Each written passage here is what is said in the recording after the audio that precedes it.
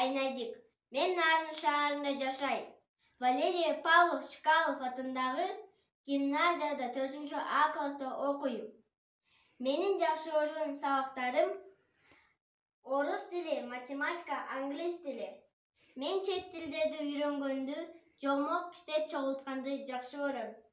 Билим кана нарындагы уябыз мен окуган гимназия Чкалов. Китеп менин досум болотун агым, ачып берет дүйнө жомок сырларын. Келечекте мен мектепти алтын медаль менен аяктап, чет өлкөлөрдө билим алып, саякаттагым келет. Менин урааным окуу жана окуу. Мен келечекте Кыргызстанга кызмат кылам.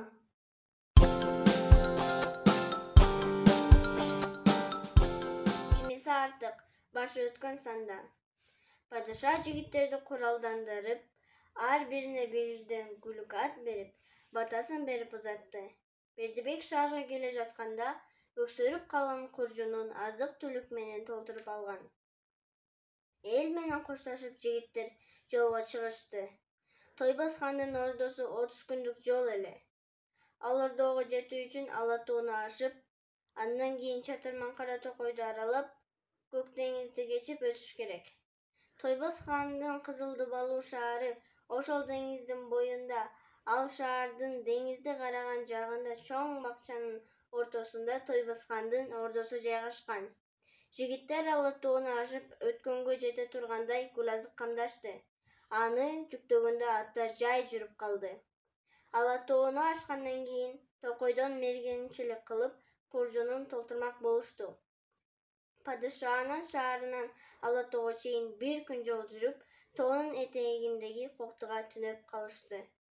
Эртең менен эрте Ала тоону аралап, жалгыз аяк жол менен жүрүп кетишти. Тоодон тоону, ашуудан ашуу ашып, нечен жол басып, 7-күн дегенде тоо койнундагы көлгө келишти.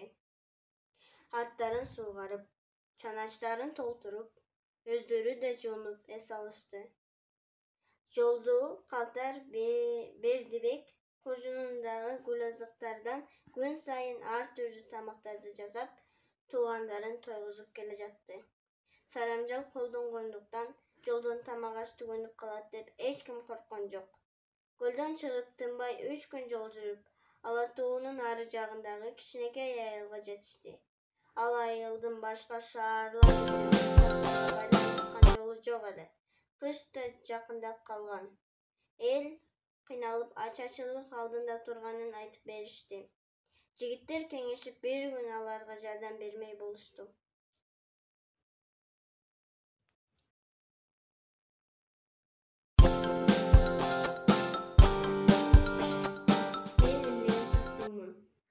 Мен түстүү кагаздардан жана пластилиндерден ар кандай нерселер жазганды жакшы көрөм. Мен гүлгө коноткан арыны жазадым. Жана роза жазадым. Биз ушинтип колго жазап белекке берсек болот. Жана мен козу карын улитка жазадым. Биз болсо азыр пластилинден кружка жасайбыз.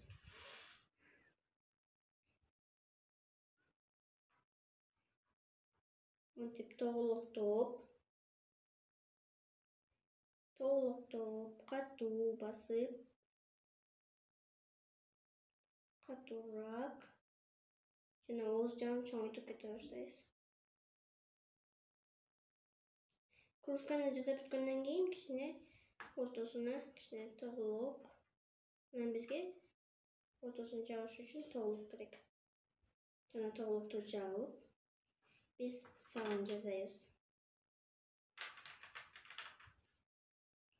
Сагын ийип, пластилинге катуу жабыштырабыз жана сарыны чаптап коебуз. Мен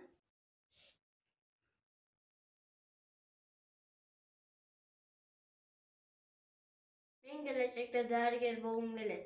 Дарыгерлер көп. Алардын ичинен тиш дарыгери стоматолог болгум келет. Ден соолуктун сыры тиштен байкалат. Тишибиз аппак, бекем, таза болуш үчүн бала кезден кам көргөндү үйрөнөбүз. Адамда 32 тиш болот. 16 үстүндө, 16 астында. Балдар, силер билесиңерби? Тишти эртең менен кечинде тамактангандан кийин жууш керек. Анан жашылча жемиштерди жеп, пайдалуу витаминдерди алыш керек. Эгерде биз тишибизди жуубасак, биздин тишибизге курт түшүп, жагымсыз жыт чыгып жана ооруй баштайт. Келгиле достор, чогуу тиш жуу эрежесин кайталап көрөбүз. Биринчиден бизге туура паста жана щетка керек. Тиш жууп атканда өйдө ылдый айлантып, оңго, солго, артын, астын жуйбуз. Эгерде биздин тишибиз ооруп атса, аны дарыгерлер алып сууруп салат. Жана эгерде биздин тишибиздин чекеси сынып калса, аны биз пломбалап коебуз.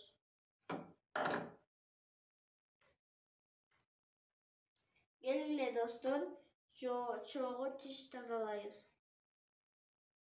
Биринчиден тиш тазалап атканда өйдө ылдый жана айлантып, оңго, солго, артын, алдын жуйбуз.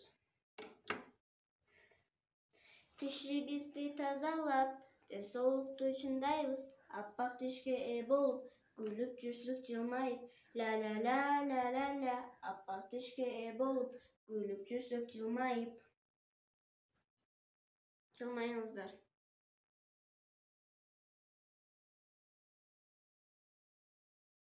Жаныбарым жолборс. Жолборс мышыктар тукумуна кирет. Ал жырткыч жаныбары. Дене узундугу 160-190 сантиметр болот. Жолборс жөнүндө көптөгөн жомоктор, аңгемелер, мультфильмдер бар. Дене узундугу 160-190 сантиметр. Жолборстор Индия, Кытай, Малайзия, Россияны мекендешет. Күчтүү дагы Шамдагы ай, күркүрөсө сүрү ай, кашкыр менен аюу дагы коркойт андан аябай. Тапкылачы, бул кайсы жаныбар, таң калбай. Жолборс.